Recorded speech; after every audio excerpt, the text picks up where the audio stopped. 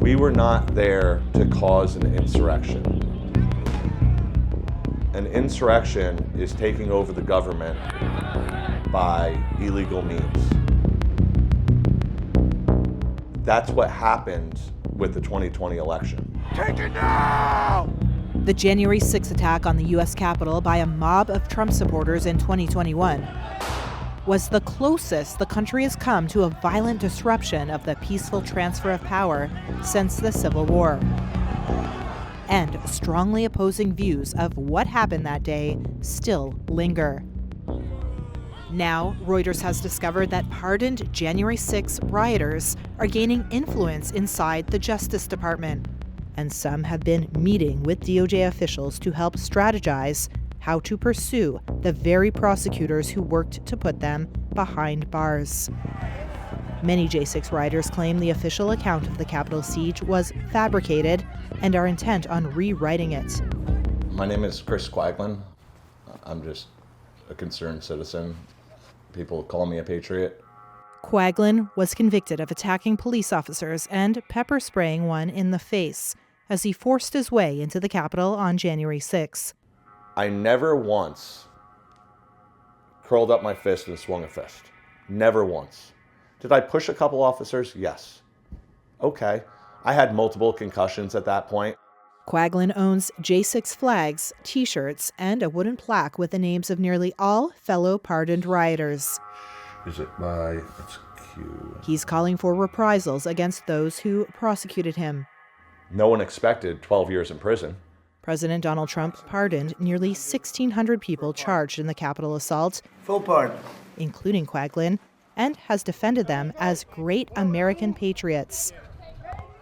Quaglin has filed a formal request with the DOJ seeking $150 million for what he says were violations of his civil rights. We shouldn't have gotten anything but a misdemeanor charge and a $50 fine. Prosecutors disagree and have defended their prosecutions, pointing to extensive video evidence from the day of the attack of widespread violence.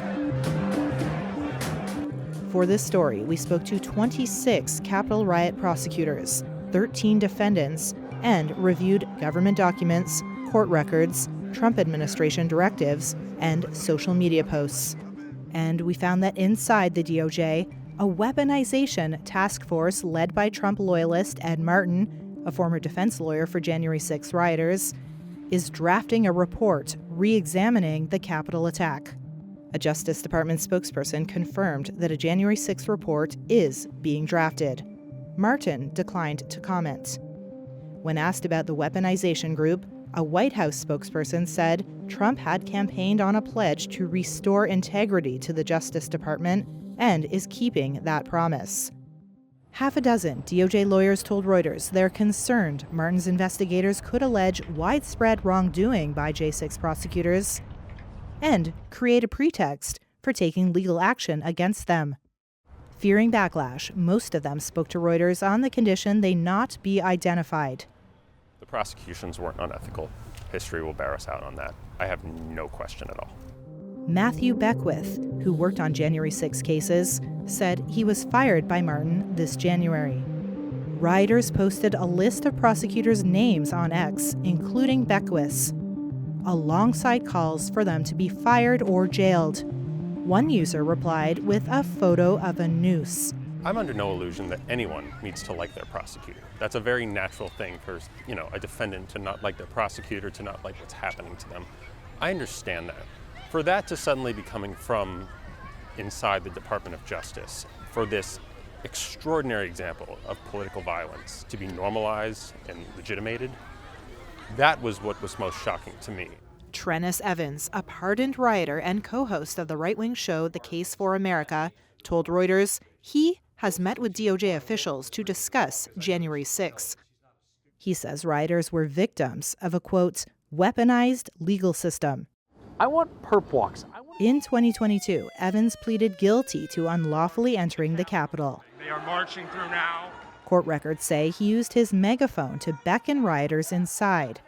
And he downed a shot of Fireball whiskey in a congressional conference room, according to a government sentencing memo. I will apologize for drinking my poor choice of cheap whiskey, cinnamon whiskey, Fireball, and I will apologize for my off-key, off-tone, horrific rendition of the national anthem.